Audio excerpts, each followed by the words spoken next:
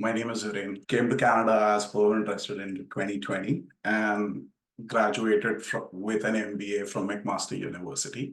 In today's session, we're going to cover one-page resume, which is designed for impact. This is all based on my personal experience while going through the job search process. And we'll explore the strategies to create resumes, cover letters, and having a lasting impression on potential employers, and which will help you in increasing your chances to a dream job while also leveraging AI in the process. Let's start by addressing the perennial question, one page or two-page resumes. We are all in a dilemma all the time. So the one-page resume offers brevity and ensures that the recruiters can quickly scan through your qualifications. However, it poses a challenge of limited space and may require you to omit the valuable information along the way. On the other hand, a two-page resume provides a more comprehensive room for detail, but also runs the risk of being too verbose and facing some formatting challenges. In today's fast-paced job market, time is of the essence. And as we all know, recruiters spend a mere 6 to 7 seconds scanning a resume. So a one-page resume allows you to concisely present your most relevant qualifications and experiences without sifting through unnecessary details. So tailoring your resume to each job application is paramount, increasing your chances of getting noticed. So your job is to make sure that the recruiter's job becomes easier to pick you as the candidate over the pool of other candidates that they have in place. To maximize the impact, we prioritize by having 6 sections in it. The first one is your contact information, which will have your name, your phone number, your email address, your LinkedIn link, and you can have your city there if you're applying for a specific city, or you can skip that part. The next one will be professional summary. So in professional summary, what I have found out is that having 3 sentences or a maximum of 50 words will create that impact and will be able to tell your story in a better way. And moving on to the next section would be work experience. So here you would have 3 to 4 bullet points with measurable metrics and around 20 words, and always make sure that you start with an action word. The next section would be your education. You would mention your GPA if you have scored more than 3.7 out of 4 during your bachelor's or your master's or your PhD. If you have a lesser GPA, don't mention it. The next one is skills. This is a very important section where you will be able to do a lot of keyword match by mentioning the skills that you have.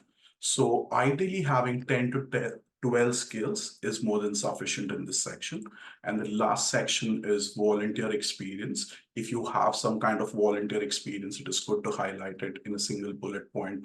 Just say what you've done during that entire journey that you had with that organization. And it's always good to have some kind of a volunteer experience, especially in Canada, is what I found out.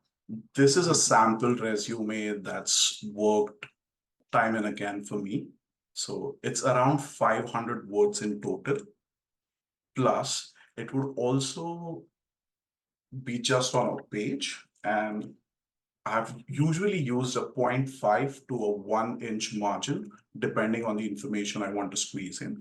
But the most important thing that I realized is not to cram too much information on that one page. So to ensure that there is some white space so that the person who's actually scanning it or going through it doesn't see a lot of matter on it.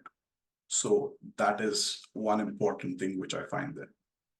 Now, let's move on to the role of your cover letter in your job application process. So while resumes provide a snapshot of your professional background, cover letters offer an opportunity to showcase your personality and a passion for the role. So address your cover letter demonstrating how your background aligns with the company's goals and values. It presents you with an opportunity to share anecdotes, challenges that you've overcome in your journey, and the lessons learned, giving the hiring manager a deeper understanding on what you bring to the table for that specific role, while addressing any gaps or concerns like a career break or a transition that you're making. Basically, three sections that we would go ahead and address in a cover letter. So we begin with a personalized introduction, addressing the hiring manager by name. If you know the name of the hiring manager, that's always good. So having a quick coffee chat or sharing some kind of a connection that you have with the person always helps, and also showing your enthusiasm for the opportunity. So using the next one, that's the body paragraphs, to highlight specific experiences and achievements that demonstrate your fit for the position. So closing part is a little tricky one. So you would want to have a strong conclusion, reiterating your interest in the role, and also expressing a gratitude for the opportunity to apply. So this is a sample cover letter that I've used quite a many of times. So it's about 250 words that I try and put in.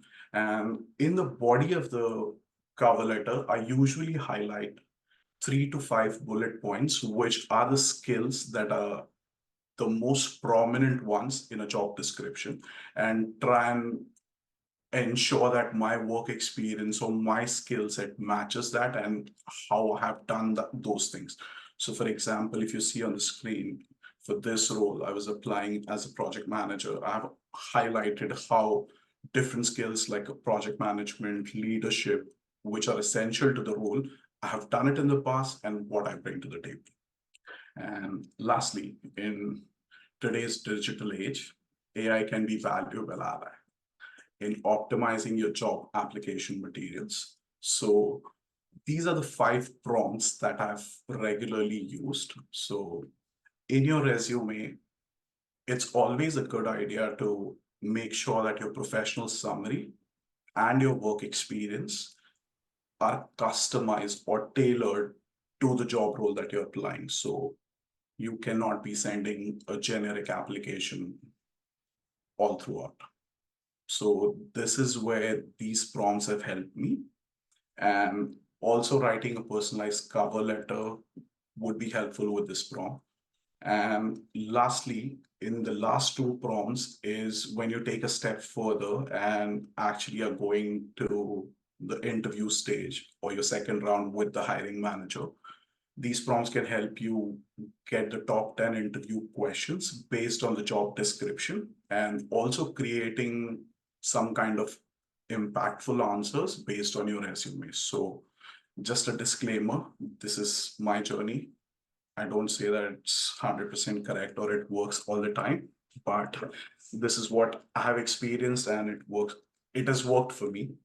And the other thing is that I know that AI can never replace human intelligence. So this is just a baseline. This will get you started. This will do 75 to 80% of the job, so that you can come in and add your human touch, the remaining 10-15%, and create that magic. So the idea behind using the GPT prompts or AI is to ensure that every application that you're sending is customized or tailored. Plus, you're not spending hours together writing everything from scratch. And so I would actually go ahead and conclude the presentation. Thank you. Please go ahead and try and use these strategies and see how it works for you.